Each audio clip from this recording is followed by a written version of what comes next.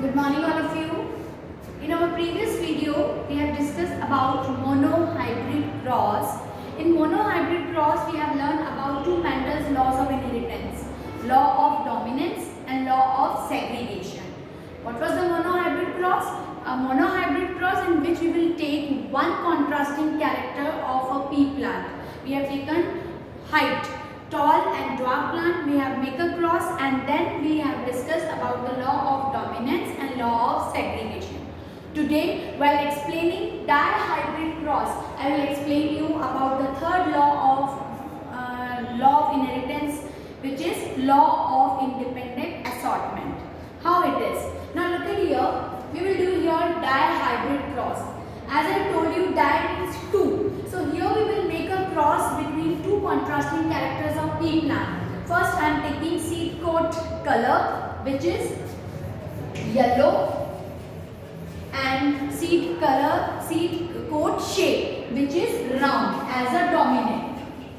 Okay, so one parent I am taking which seed color is yellow and shape is round, and second I am going to take as a recessive character which color is green and shape is wrinkled, So here there are two parents and we are taking two contrasting characters of each plant. First, seed color is yellow and the shape of seed is round, and second, the recessive character is the seed color is green and the shape is wrinkled. Now how the dihybrid cross take place in this? Now look at here. Here I am taking two parents. One is a yellow and round seed coat. Second is green and wrinkled seed coat. As I told you, whatever you are used to take as a dominant, this small letter only you have to take as a recessive. So here are two parents. So these are the parents. If there are two different flowers or there are different plants, that means here cross pollination will take place. After cross pollination, now what happens? Gametes will form. So how the gametes you will draw here? Along with one capital Y, you will take one R. So YR is a one gamete and YR is a one gamete. Another one, here the gamete small y, small r, small y, small r. As I told you, chromosomes are always in pair. That's why we choose yellow color 2 chromosome YY and for round 2 times RR. Okay, now these are the gametes. Now third step, we have to make a hybrid cross. So what you will do, you will take first this and then keep hybridization with these two. How? First this one and then these two. So now make a cross, you will write YY together and RR together. So this will be a proper systematic. Capital Y, small y, then capital R, small r. Okay, same with this plant. Capital Y, small y, capital R, small r.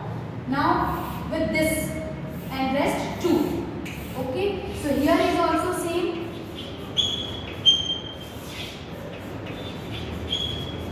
This is dihybrid cross first generation. Dihybrid cross first generation. Here what you will see, along with the capital Y and R, small y and small r also present in first generation. But according to the law of dominance, even the recessive genes are there, then also only dominant character only will appear. So here the first generation completely yellow and round. All the seeds will be yellow and round. Why? Because it was the dominant character. And in first generation, always dominant character will appear. That's why all will be yellow and round. This is a dihybrid first generation. And here we have done cross pollination. Now for second generation, what we are doing? We are taking this first generation offspring as a parents. So now to get the second generation, I will make a hybridization cross between this offsprings. So here one parent is capital Y, small y, capital R, small r. And now second parent is capital Y, small y, capital R, small r. Now here is these are the parents. Okay. Now we have to make a gametes. So there are 4 different chromosomes allele. Okay, so here 4 gametes will form. How? One time capital Y, capital R. Second time capital Y, small r. Third time small y, capital R. And fourth time small y, small r. You can see different. Okay, same way from one parent 4 gametes. So now from this also 4 parent, 4 gametes. Y, R, Y, small y, capital R, small y, small r. So from this parent 4 gametes, from this parent 4 gametes. Now we have to make a cross in between. So this way we have to make a cross. So it will too much complicated if I draw this type of cross here. So to simplify it, we will make a checkboard. How we are going to draw this? Like a chessboard, you have to draw chess. Okay, these are the chess, like a chessboard blocks. Okay, here one gamete, capital Y, capital R. This one, then second capital Y, small r. Then small y, capital R. And last small y, small r. So in one side I have written about the one parent 4 gametes. Now this side I will write rest 4 gametes. So next is this capital Y, capital R. Next capital Y, small r. Then next small y, capital R. And last small y, small r. Fine. So this type of checkboard will draw. Here we will draw one is a male and one is a female parent. So these are the symbol. Here one male and one female. You can write anywhere, no problem. 4 gametes are here and 4 gametes are here. Now we have to make a hybrid cross. Now how you will do it? Just listen carefully. What you will do? You will make a cross with this and you will write here. Then you will make a cross this and you will write here. Let's do it. Capital Y, capital Y. As I told you, Y write together and R write together. So capital Y, capital Y, capital R, capital R. Fine. Now next, capital Y, capital Y, capital R, small r. Fine. Now next, capital Y, small y, capital R, capital R. Next, capital Y, small y, capital R, small r. So this to this and right here, this to this and right here, this to this and right here, this to this and right here. Now next column, this one and this one, and you will do it and you will write here. Fine. So this way you will complete the checkboard, and what you have to take care that Y you will write together and RR you will write together.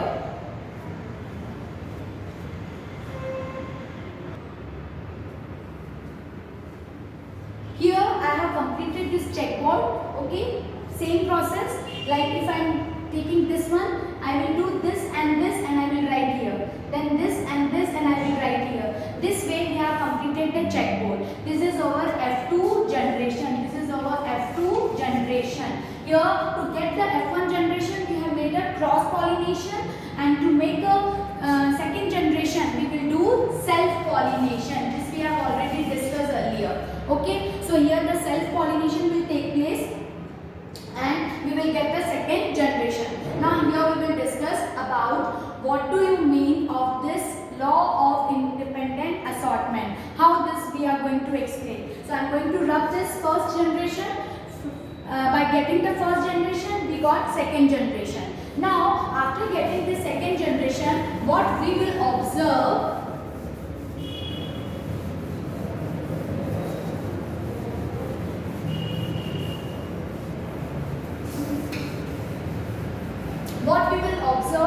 as we have got here 16 offspring.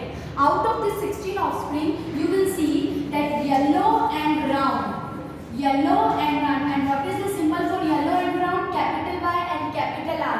You will count in this capital Y and capital R is present in 9 blocks.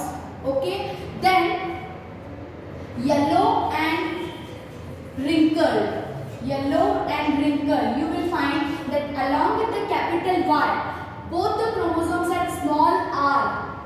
Here no capital R is present. So which character will show? Wrinkled. So you will count 3 times this present. Next is green and round. Green and round. So green and round, you will find that along with the small y, capital R also present in 3 blocks. You will count here. Fine. And the last one, green and wrinkle. Green and wrinkle. Completely recessive character. You will find only this last block. Only this last block where both chromosomes are small y and small r. Here is this only one block. So you will see that 9 was yellow and round, 3 was yellow and wrinkled, 3 was green and round, and 1 is green and wrinkled. So 9 raised to 3 raised to 3 raised to 1, we will get the offspring with different contrasting character. So what do you mean of this? This is a phenotype ratio. This is a phenotype ratio. What is the meaning of phenotype ratio? That physically when we see this, how this seed color will appear. We will see that yellow and rounds are 9, yellow and wrinkles are 3, green and round is 3, and green and wrinkle is 1. To make you easy to learn, do one thing. One side just write completely dominant character. Last side just write completely recessive character. Completely dominant character. कौन सा था? Yellow and round. This is 9. Fine. And completely recessive character, which one? 1. So this you write. Up. What you have to do? Yellow along with the recessive character wrinkle. So yellow and wrinkle. Now green along with the one dominant character round. So green and round. These are 3 and 3. So completely dominant 9, completely recessive 1, and the mixture of both this character yellow and wrinkle 3, green and round 3. Easy to learn. So we will see that we have taken parents yellow and round and green and wrinkle in first generation. But in second generation we will see that all the contrasting characters are independent to inherited in generation. Means it's not necessary that in parents if yellow and wrinkle were together, yellow and round were together, or green and wrinkled were together, this only both the contrasting characters only will appear together always. No, yellow along with the yellow, wrinkled also can show, and along with the green, round also can show. So this is about a law of independent assortment. What this law says? This law says that all the characters, all the contrasting characters are independent. So independent for the second generation, they can independently show in coming generation. It's not necessary that parents have these two characters together.